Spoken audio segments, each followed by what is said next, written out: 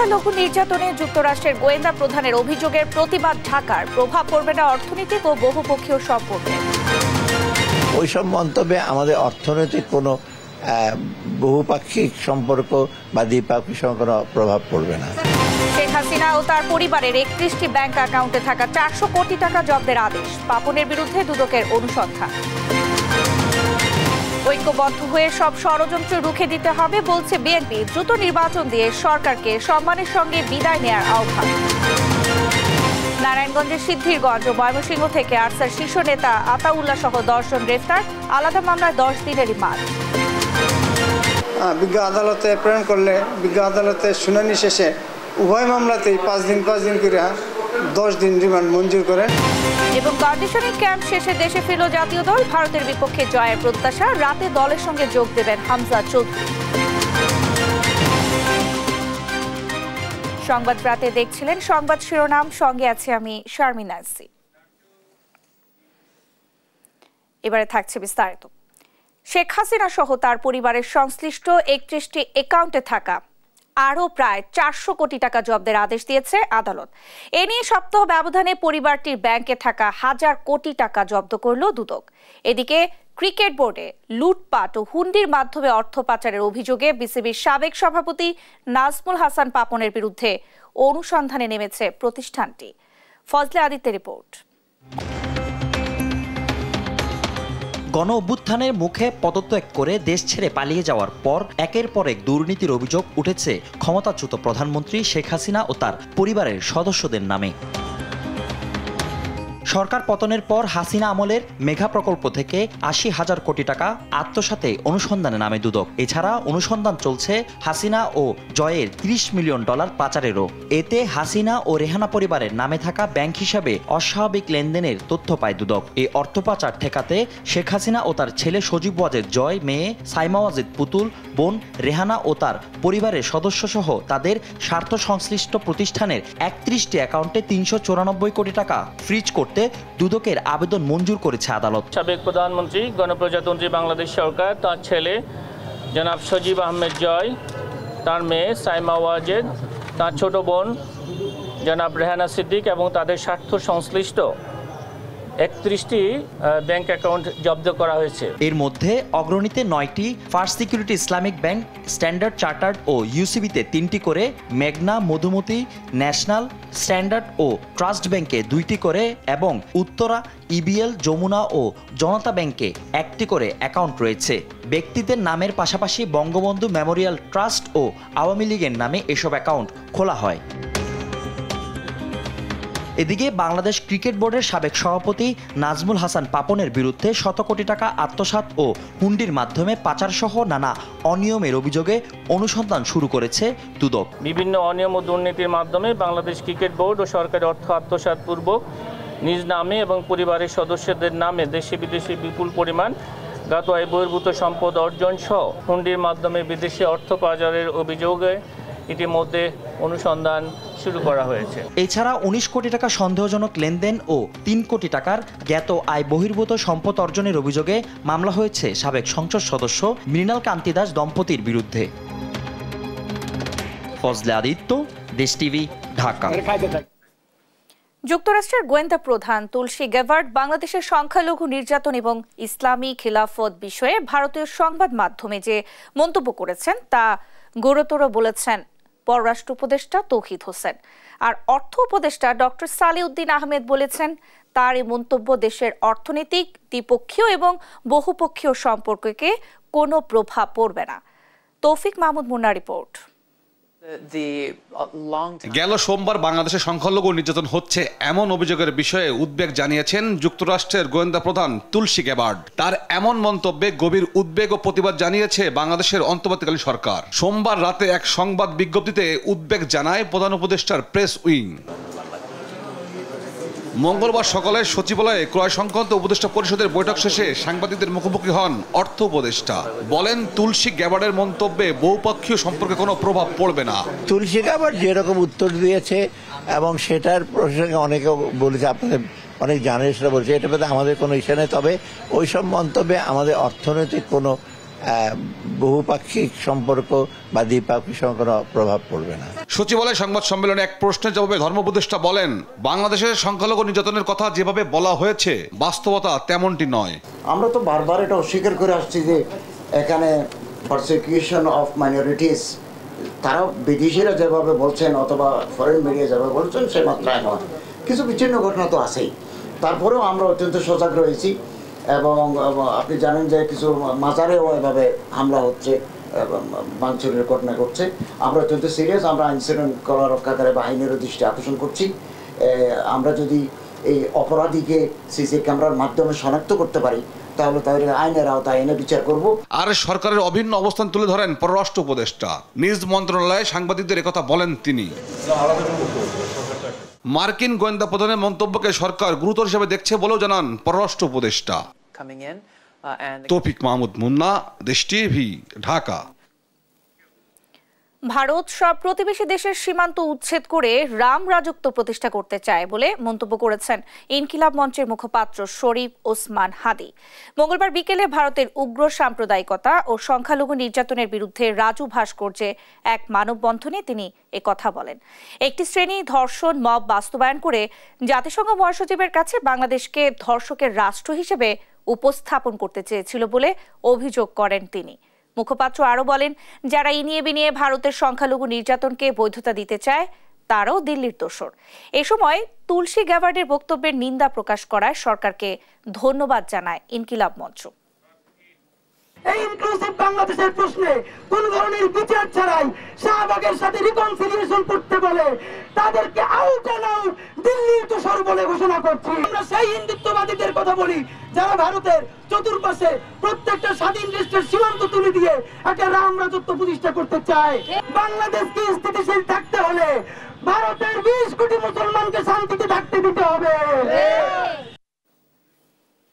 টালবাহানা না করে দ্রুত নির্বাচনের ঘোষণা দিয়ে সম্মানের সাথে বিদায় নিতে অন্তর্বর্তী সরকারের প্রতি আহ্বান জানিয়েছেন বিএনপি স্থায়ী কমিটির সদস্য ডক্টর খন্দকার মোশাররফ হোসেন। বিএনপির নেতারা বলছেন, ঐক্যবদ্ধ হয়ে রুখতে হবে সব ষড়যন্ত্র। আর খেলাফত মজলিসের আমির মামুনুল হকের দাবি, মতাদর্শে ভিন্ন হলেও দেশের স্বাধীনতা সার্বভৌমত্ব রক্ষায় ঐক্যবদ্ধ হয়ে কাজ করতে হবে জাতীয়তাবাদী ও ইসলামী শক্তিকে। বিস্তারিত সাইফুল রিপোর্টের প্রতিবেদনে। ঢাকা বিশ্ববিদ্যালয়ের টিএসসি মিলনায়তনে হিফজুল কোরআন ও কোরআন তেলাওয়াত প্রতিযোগিতা 2025-এর আয়োজন করে জাতীয়তাবাদী ছাত্রদল।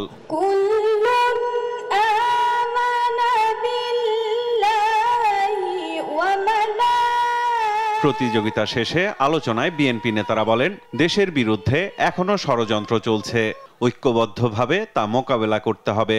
এই ষড়যন্ত্রের বিরুদ্ধে ঐক্যবদ্ধ হতে হবে। যতক্ষণ পর্যন্ত না নির্বাচনের তারিখ ঘোষণা না হয়, জাতীয় রাজনীতির ভাবমূর্তিও পুনরুদ্ধার করতে পারি, সেজন্য আমরা সবাই মিলে একসঙ্গে কাজ করব। বিজয় আমাদের হবেই, বসন্ত আসবেই, খালি একটু সতর্কভাবে চলতে হবে। দেশের স্বাধীনতা রক্ষায় জাতীয়তাবাদী শক্তি ও ইসলামী শক্তিকে ঐক্যবদ্ধ থাকতে হবে বলেন খেলাফত মজলিসের আমির। জাতীয়তাবাদী শক্তি এবং ইসলামী শক্তি পরস্পর সহযোগিতার মাধ্যমে বাংলাদেশের স্বাধীনতাকে রক্ষা করতে হবে। এদিকে বিএনপির প্রয়াত মহাসচিব খন্দকার দেলোয়ার হোসেনের 14তম মৃত্যুবার্ষিকী উপলক্ষে জাতীয় প্রেস ক্লাবে আয়োজিত স্মরণ সভায় কথা বলেন বিএনপি নেতারা।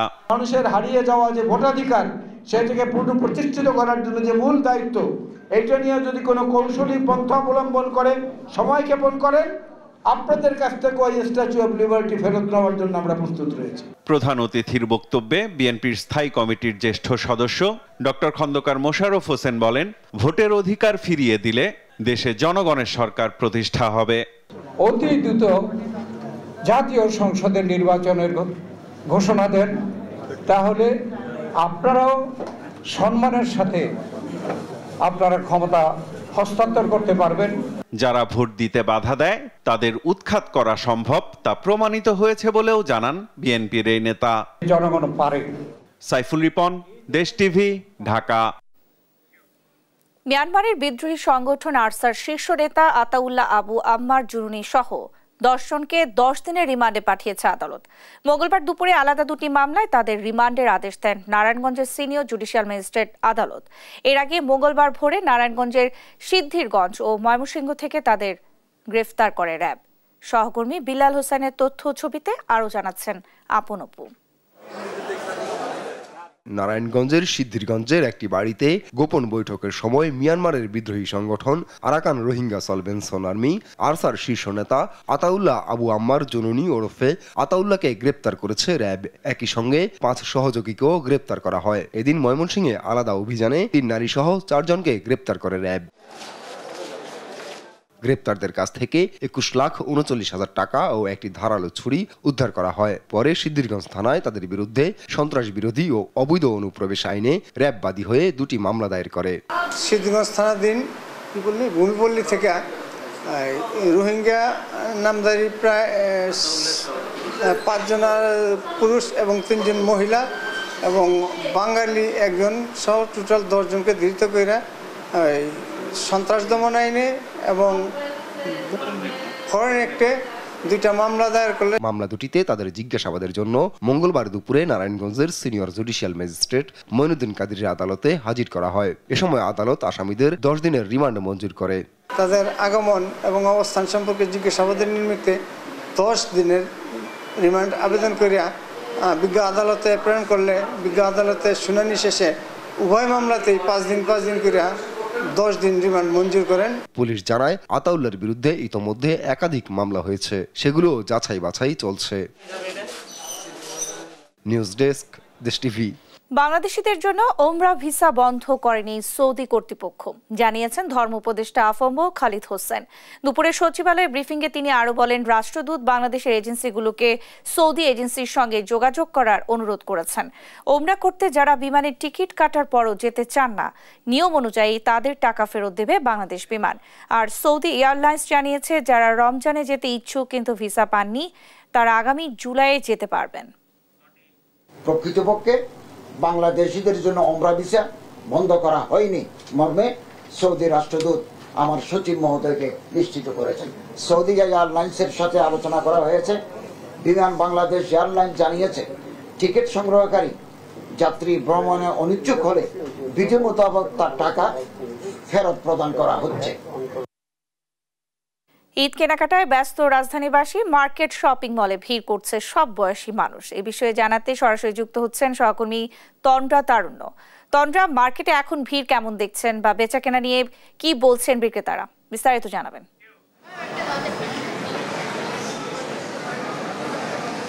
ন্যান্সি, মার্কেটে কিন্তু এখনও অনেক বেশি পরিমাণে ক্রেতা সমাগম আমরা দেখতে পাচ্ছি এবং আমি যদি বলি আপনাকে, ইফতারের পর থেকে কিন্তু অনেক বেশি ভিড় ছিল এবং রাত বাড়ছে কিন্তু বেচাকেনা কিন্তু এখনও চলছে এবং ক্রেতা সমাগমও কিন্তু এখনও অনেক বেশি রয়েছে।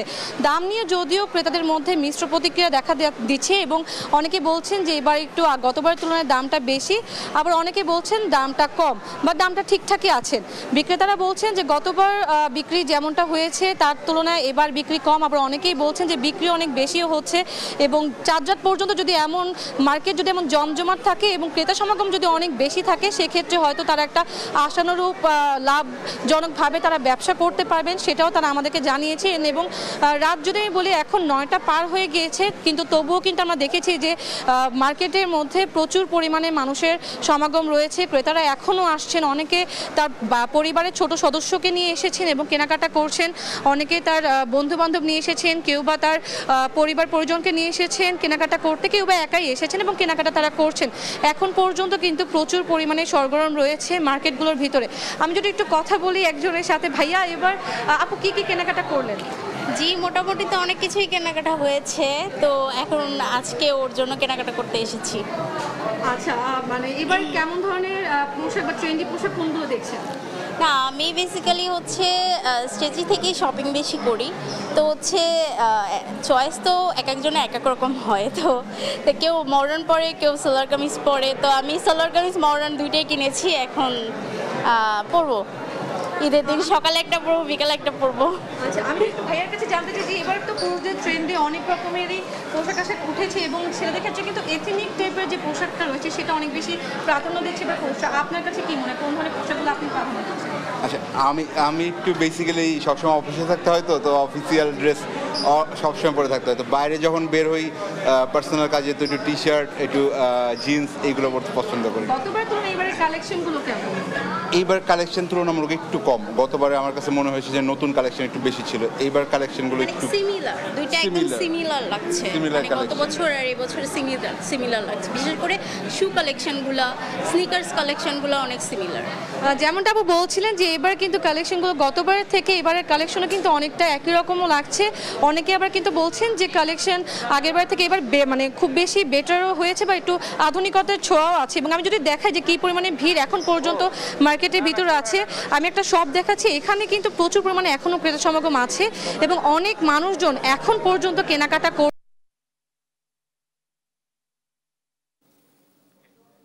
তন্দ্রা, আপনাকে ধন্যবাদ। দর্শক, ঈদের বেচাকেনা নিয়ে আমাদেরকে বিস্তারিত জানাচ্ছেন আমাদের সহকর্মী তন্দ্রা তারুণ্য।